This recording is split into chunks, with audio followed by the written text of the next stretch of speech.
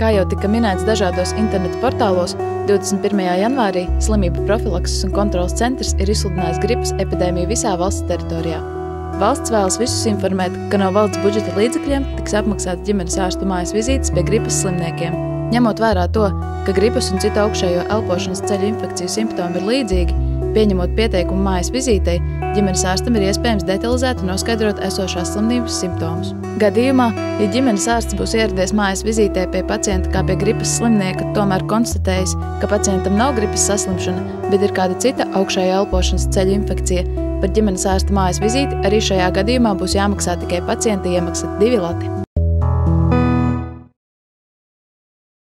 Vai jūs varat nomazgāt logus pēc tam nesūdzoties par nogurumu, un vai varat iestumt mašīnu, kad tā nav iedarbināma? Tavai vecmāmiņai bija spēks to visu izdarīt, bet izredzes, ka jūs to varēsiet, ir mazas. Jaunie pētījumi liecina, ka cilvēki kļūst vājāki. Šodienas paudzei vienkārši nav tāda paša muskuļu spēka kā mūsu vecākiem, kas ir pietiekoši skumjš fakts un liek aizdomāties arī par mūsu bērniem. Rietumu valstīs, piemēram Lielbritānijā, Amerikas Savienotajās valstīs un Kanādā, muskuļu spēks kopš 80. gadu beigām ir samazinājies gandrīz par 10%. Īpaši tas ir pamanāms sievietēm, kuras nemaz nevēlas būt spēcīgas, bet gan tievas. Tādējādi sievietes samazina imūnsistēmas izturību. Kaut vai stunda dienā fitnesa zālē, un mēs paši sev liksim justies labāk un spēcīgāk. Apaļīgie autovadītāji gandrīz 80% biežāk mirst sadursmes laikā, jo papildus svars aptur drošības jostu līdz galam noturēt apaļīgo vadītāju krēslā. Aptaukojušies autovadītāji biežāk mirst automobīļu avārijās nekā citi autobraucēji.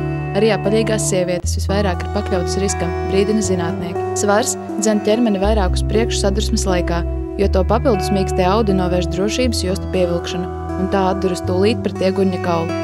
Pētījumā tika iekļauti 6800 autovadītāji, un no tiem 3403 cieta sadursmēs, no kuriem 18% bija klasificēti kā aptaukojušies.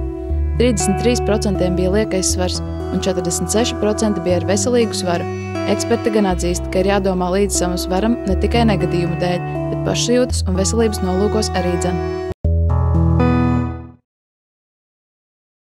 Bērni ar lieko svaru it nemaz vairs netiek uzskatīti par mīlīgiem. Jūsu bērna liekā svara rašanās var būt pirmā zīme uz sliktām ziņām. Ārzemēs to dēvējot par kucēna apaļīgumu. Tiklīdz kā bērns paaugšoties, to ķermenis nostabilizēsies.